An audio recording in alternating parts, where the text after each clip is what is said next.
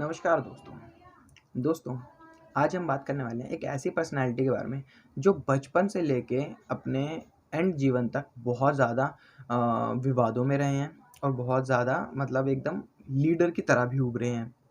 दोस्तों, आज हम बात करने वाले हैं एक ऐसे बच्चे की, मतलब मैं शुरू से बताता हूँ टाइमलाइन के हिसाब से, एक ऐसे बच्चे की जो चितपावन ब्राह्मण फैमिली से थे, बट फिर भी उनके सारे दोस्त दलित और शूद्र थे। जो बड़े हुए तो जहाँ पे भी जाते थे अपना लोहा मनवा देते थे, लीडर बन जाते थे। जो काला पानी की सज़ा के लिए गए तो वहाँ पे उनके लिए उन पे दाग लग गया कि उन्होंने मर्सी पिटीशन लिख दी, अंग्रेज़ों को माफ़ी माँग ली। जो काला पानी की सज़ा से बाहर आए तो उन पे दाग लग गया कि वो गांधी जी की हत्या में शामिल थे।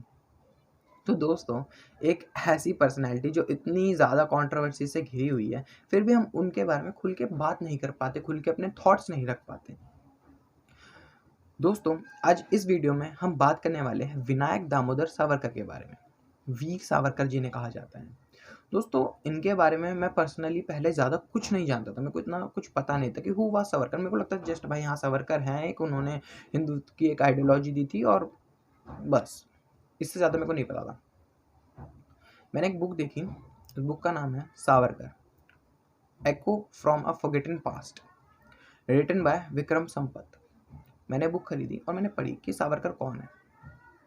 जब मैं बुक पढ़ने लगा, बुक पढ़ते मेरे को एकदम से फ़ील होने लगा कि हिस्ट्री अगर हमारी इतनी बड़ी है, तो इतना बड़ा हिस्सा उसमें से हमारे से छुपा दिया गया है।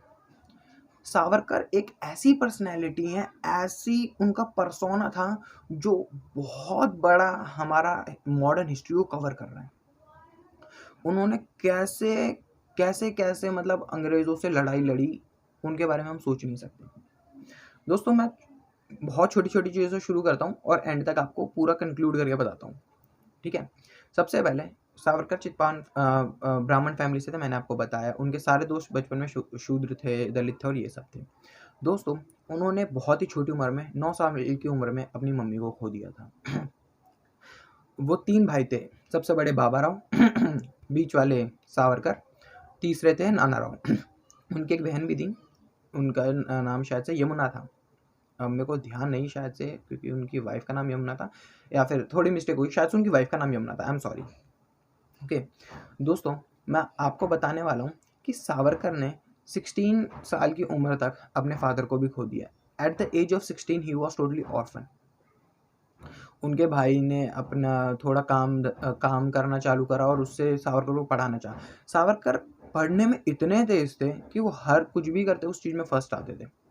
वो पढ़ने में तेज़ थे। इवन उनको बचपन से बोध था कि हम गुलाम हैं, अंग्रेज़ हम पे गुलाम हैं और हमको आज़ाद होना है। तो वो छत्रपति शिवाजी से इंस्पायर थे, वो रानी लक्ष्मीबाई से इंस्पायर थे, वो ऐसे-ऐसे लोगों से इंस्पायर थे। तो जब बचपन से उनकी ऐसी मेंटालिटी बन गई, तो उन्होंने क्या किया, उन्होंने उसी चीज़ में अपना परस्यू किया। उन्होंने जब स्टडीज़ करी, उसके बाद जब वो पुणे के अंदर कॉलेज में गए, तो उन्होंने जब कॉलेज जॉइन करा तो उन्होंने वहाँ पे बीए के साथ-साथ एलएलबी भी ले ली। एक ऑप्शनल सब्जेक्ट था, उन्होंने वो भी ले लिया। जब उन्होंने एलएलबी ली तो उनमें थोड़ा लॉयर वाला दिमाग भी आ गया और तेज़ इतने थे कि 8 साल की उम्र से ही पोएट्री लिखते थे। अलग ही दिमाग है। और उन्होंने बाद में एलएलबी भी ले ली। तो पोएट्री का दिल और एलएलबी वाला दिमाग, दोनों में ही वो तेज़ हो गए। उसके बाद जब वो आगे गए, तो उन्होंने, आपको पता है, हम पढ़ते हैं नॉन कोऑपरेशन मूवमेंट के बारे में, या फिर कि हम ब्रिटिश के जितने भी सामान है बायकॉट करेंगे। गांधी जी ने ये कंसेप्ट दिया था अराउंड 1922 और 1920 के अराउंड, समथिंग, मेरे को डेट अच्छी तरह याद नहीं है। सावरकर ने ये कंसेप्ट पहले ही दे दिया, 1901 के आसपास ही दे दिया। अपने कॉलेज में इकट्ठा हुए हैं, एक चीज़ ली और सारे अंग्रेजी गुड्स थे जितने, सब में आग लगा दी। हमको ये पता ही नहीं। उनके बाद जब उनको आगे बढ़े, उनको पढ़ाई में आगे जाना था, उनको बैरिस्टर बनना था, तो उनको लंदन जाना पड़ता है और वहाँ से पढ़ाई करनी पड़ती है। तो श्यामा जी थे एक, श्यामा जी थे, श्यामा जी कृष्ण ऐसे करके उनका नाम था। श्यामा जी थे, उन्होंने उनको बोला कि अगर आपको पढ़ना है तो मैं आपकी हेल्प करूँगा, आपको बस एक एग्ज़ाम पास करना है और आप मेरे को एक लेटर लिख के दे दीजिए। उन्होंने वो एग्ज़ाम पास करा तो उनको बाहर इंग्लैंड में पढ़ने का मौका मिला। अब जब वो इंग्लैंड गए, ऐसा नहीं है कि वो पढ़ने लग गए, उनकी मेंटालिटी ये थी कि पढ़ाई तो मेरा बहाना है, मेरे को असली काम ये करना है कि मेरे को अपना देश बचाने के लिए कुछ करना है। तो उन्होंने इंग्लैंड के अंदर इंग्लैंड के कुछ ऐसे लोगों को भी मिला लिया अपने साथ जो नेटिव इंग्लैंड के ही थे, अंग्रेज थे, उनको अपने साथ मिला लिया कि वो उनके साथ इंडिया की आज़ादी में उनका साथ देने लग गए। सोचिए, मतलब वो खुद ही अपने देश का विरोध करने लग गए कि नहीं ये गलत है, हमारे देश को ऐसे भारत को कब्जा नहीं करना चाहिए। वो उन्होंने वहाँ पे और इंडियंस को अपने साथ मिला लिया जो कि इंडियन स्टूडेंट वहाँ पढ़ने गए थे। वो वहाँ से मतलब फ्रांस यूरोपियन यूनियन है तो वहाँ से ईजिली हम फ्रांस भी जा सकते हैं, ईजिली हम जर्मनी भी जा सकते हैं। वो फ्रांस गए तो वहाँ फ्रांस में उन्होंने अपना ग्रुप बना लिया, वो जर्मनी गए, जर्मनी में उन्होंने अपना ग्रुप बना लिया। मतलब इतने तेज थे अपने माइंड से वो कि जहाँ पे भी जाते थे एक लीडर बन के उभर जाते थे।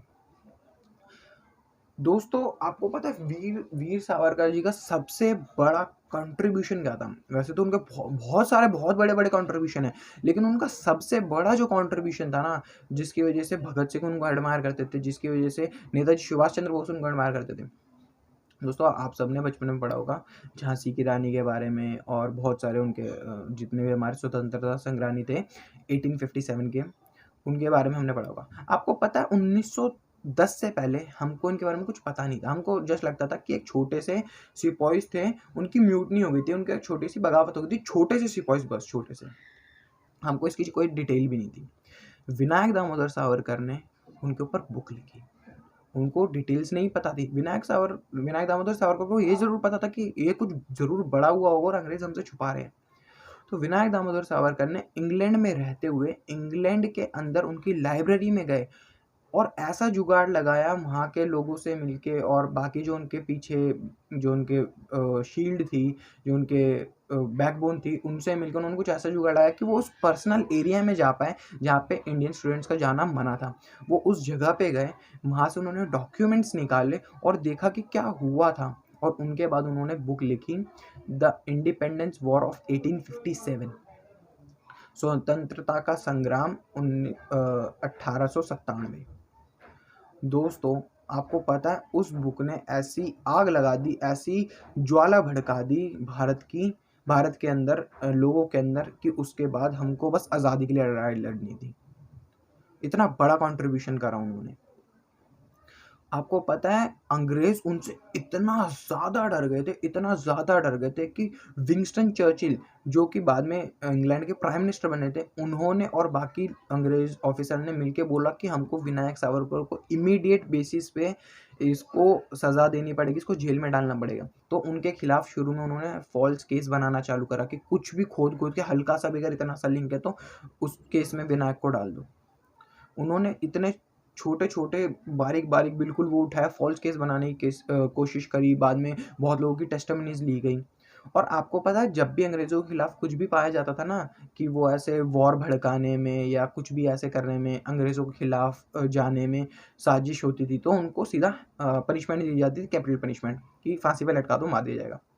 उन्होंने फ़ॉल्स केस बनाया और विनायक दामोदर सावरकर को ये पता था कि मेरे खिलाफ ये फ़ॉल्स केस बना रहा है तो ये मेरे को जान से मारने की सज़ा दे नहीं सकते, सॉरी, जान से मार नहीं सकते मेरे को।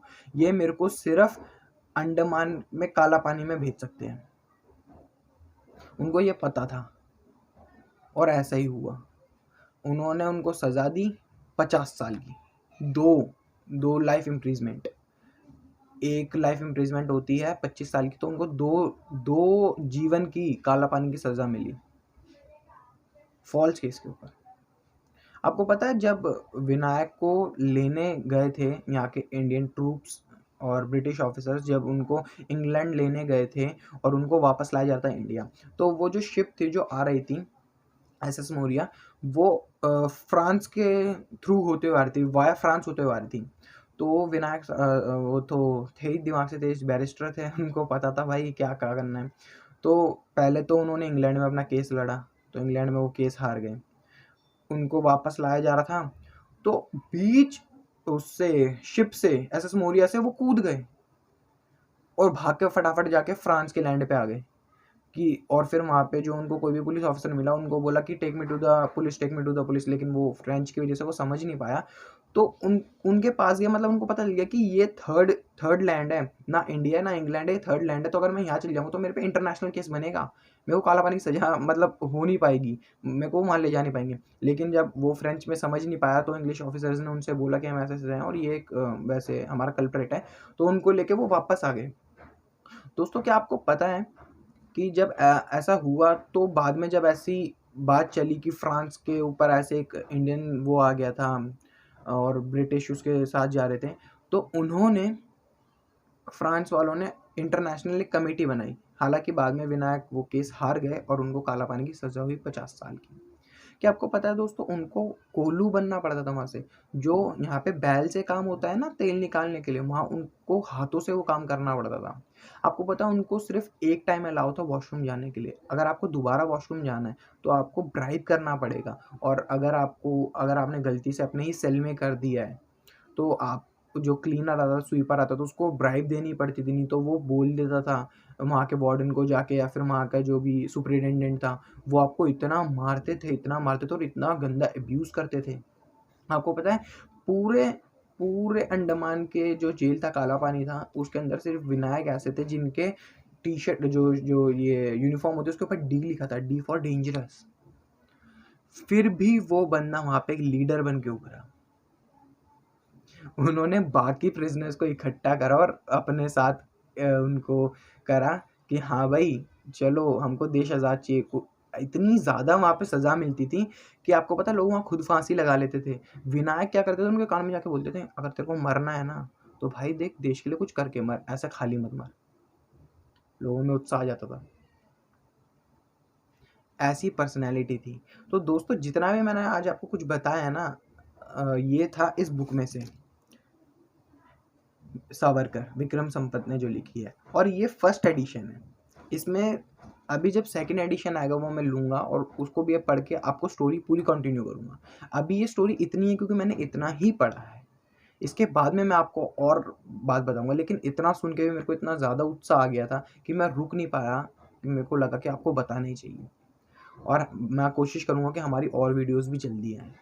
नमस्कार दोस्तों, जय हिंद, वंदे मातरम।